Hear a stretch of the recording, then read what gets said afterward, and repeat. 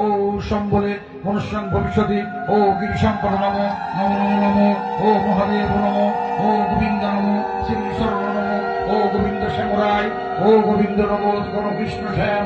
আজ পর্যন্ত কোনোদিন মুসলমানদের উৎসব শবে বরাত একটা হিন্দু মসজিদে দেখার জন্য আসলো না। মুসলমানদের উৎসব শবে কদর একটা হিন্দু কোনোদিন চাওয়ার জন্য আসলো না।